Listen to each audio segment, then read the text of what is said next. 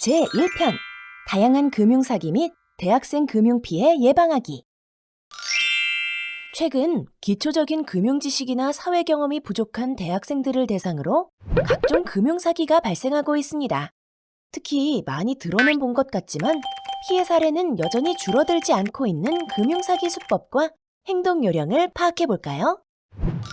최근에는 문자, 카카오톡 등 메신저를 통해 지인을 사칭하여 접근한 후 자금의 이체 또는 개인정보를 요구하는 메신저 피싱, 흔히 지인 사칭 피해 사례가 급증하고 있습니다. 따라서 가족 및 지인 등이 메신저로 금전 및 개인 신용 정보를 요구하는 경우 유선 통화 등을 통해 반드시 신원을 재확인하고 연락이 어렵다고 하면 더욱더 주의하여 메시지 대화를 중단합니다. 긴급하게 자금이 필요한 청년들에게 대출을 미끼로 선입금을 요구하는 금전 가로채기. 사기범이 대출 신청자의 대출 심사 서류를 위변조하여 금융회사로부터 대출을 받게 해주고 대출금의 일부를 가로채는 작업 대출도 성행하고 있습니다. 피해자가 직접 대출을 신청하거나 대출금을 받는 것에 동의한 경우 속았다 하더라도 대출금 상환 책임이 본인에게 있습니다. 따라서 이러한 대출 사기를 예방하기 위해서는 빠르고 쉬운 대출로 유혹하는 불법 금융 광고에 현혹되지 않도록 주의하고 직접 금융회사를 방문하는 것이 좋습니다. 취업 또는 고수익 아르바이트라며 청년 구직자들을 속인 뒤 대포통장 사기 대상으로 삼는 수법도 성행하고 있습니다. 본인이 잘 몰랐다 하더라도 대포통장 사기에 연루된 경우 이인 형사상의 책임이 따를 수 있으니 각별히 주의해야 합니다.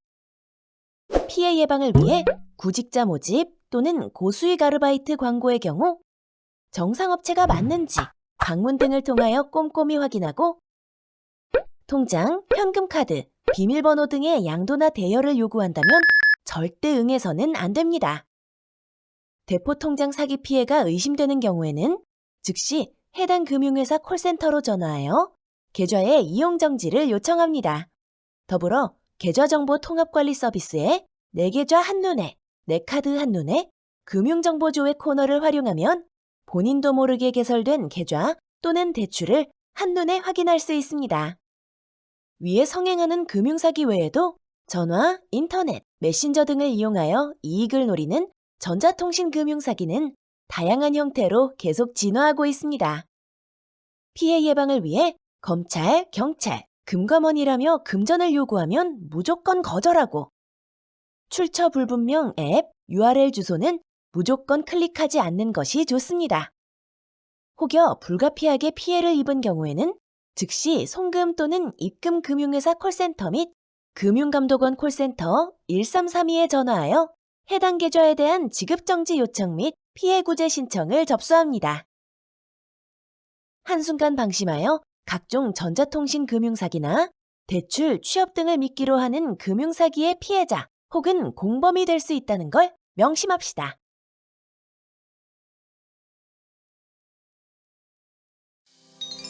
(2편) 대학생이 알아야 할 금융거래의 기초. 대학생이 되면 다양한 금융거래를 하게 되는데 꼭 알아야 할 핵심 유의사항에 대해 알아볼까요? 대학생은 용돈을 받거나 아르바이트 등 경제활동을 통해 소득을 창출하는데 안정적인 금융생활의 기본은 합리적인 소비관리에서 시작합니다. 주 거래은행을 정하여 계좌를 지출 전용 계좌, 비상금 계좌 등 목적별로 나누어 관리하고 각종 청년 우대 금융상품을 활용해보세요. 대표적인 저축상품은 정기적으로 일정 금액을 만기까지 납입하여 목돈을 모으는 정기적금, 목돈을 장기로 예치하고 만기에 원금 및 이자를 수령하는 정기예금이 있습니다. 이러한 상품은 금리가 낮아져서 수익성은 낮지만 안전성이 높습니다. 금융투자 상품은 저축상품보다 높은 수익을 기대할 수 있는 반면 원금 손실 가능성이 있습니다. 대표적 상품인 주식, 펀드 등은 가격 변동성이 커서 반드시 여유자금으로 장기적인 관점에서 투자하여야 합니다. 금융회사 대출 등 레버리지를 이용하여 주식에 투자하면 주가 하락 시 반대 매매로 인해 손실 규모가 확대될 수 있습니다. 또한 해외 주식 직접 투자는 국내 투자에 비해 정보 접근성이 낮고 환율 변동에 따라 추가 손실이 발생할 수 있으므로 주의해야 합니다. 투자 판단에 대한 최종적인 책임은 투자자 본인에게 있고 투자로 인한 수익과 손실 역시 전부 본인에게 귀속되므로 상품의 특징, 구조 등을 꼼꼼하게 살펴서 결정하세요. 신용이란 돈을 빌리거나 외상으로 상품 서비스 등을 구매하고 미래에 돈을 갚겠다는 약속을 지킬 수 있는 능력을 의미합니다. 신용이 낮으면 대출, 신용카드 발급 등이 어려울 수 있으므로 처음부터 신용을 잘 관리하는 것은 매우 중요합니다. 본인의 상환 능력을 넘어서 카드를 사용하지 않도록 신용카드보다는 체크카드를 사용하고 제2금융권이나 대부업체에서의 대출, 카드 대출은 자제하는 것이 바람직합니다. 또한 소액 연체라도 기록이 남기 때문에 주기적으로 결제가 필요한 건은 자동이체를 이용하고 불가피한 연체가 발생하였다면 오래된 연체권부터 갚는 것이 좋습니다.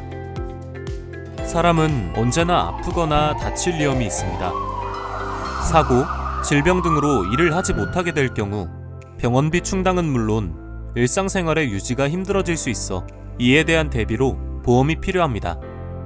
보험은 중도의 계약을 해지하면 보험 가입자에게 매우 불리하므로 부담스럽지 않은 보험료 납입 수준을 결정하고 끝까지 계약을 유지하는 것이 좋습니다.